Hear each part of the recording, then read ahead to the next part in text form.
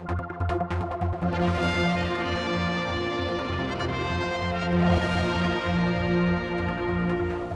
come along to an event, Claremont, DDoS protection, and I know nothing about that particularly, but Mike Dee from Manx Telecom, this is obviously your area. I know, to be honest, everyone hears about people being hit on the internet and service taken down, denial of service. Is that where we're talking about this? Yeah, absolutely. DDoS is dedicated denial of service. I mean, what we're looking is to put protection around us and our customers to ensure wherever we can, we ensure that they are protected from attacks that come worldwide, particularly from Eastern European countries recently, and some of them actually can be associated with ransom notes. I mean, in some cases, customers have had threats whereby unless they pay a certain amount of money, the attacks will continue. So it's been serious business, and we've been looking at this. We've had denial of service in place for a large number of years, but it's like everything in IT. As soon as you put some protection, somebody finds a new way.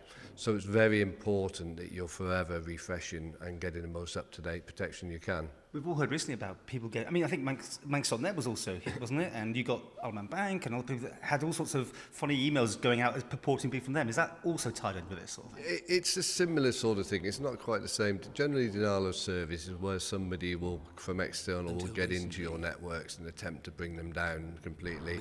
I mean, yes, we had attack on the email system where they particularly attacked accounts with vulnerable email passwords. So we all have this issue of you need a complex password, but we can never remember it. So we write it down, put it on a sticker on the desk.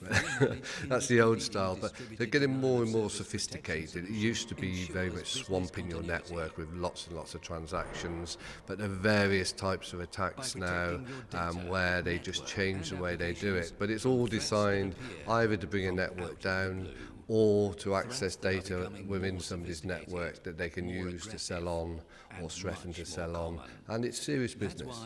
So what can you do about this? I mean, you're saying yourself it's a cat and mouse game, isn't it? It is, and what is important you do is you deal with companies that are experts in this area. We could never be an expert because these companies have to be forever looking at new forms of attacks and looking at new forms of protection in place, and that's where we got the guys from Radware who are dealing with some of the top people, the online companies, and giving protection for them. So they're learning all the time, and their product will always be developing to stop any new attacks that are coming along. I mean, slightly smaller than some of these huge players. You presumably can act faster, can you? Once you see this sort of thing, the traffic going on, I suppose, can you? It's the farther up line you can put the protection, the better.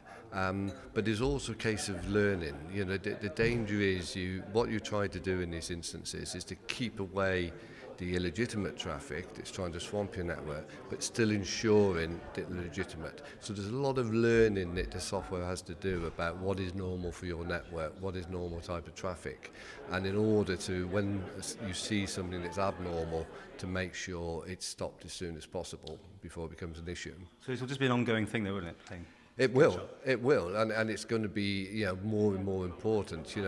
I have this sort of great vision that one of the strengths of the island is that if you could put a high security ring around the Isle of Man, in this case an electronic one, people would be really keen to set up business. If you could say that we have the most sophisticated protection around the Isle of Man, as well as that moat, it keeps obviously a lot of protection to us. It will be a great seller for the Isle of Man.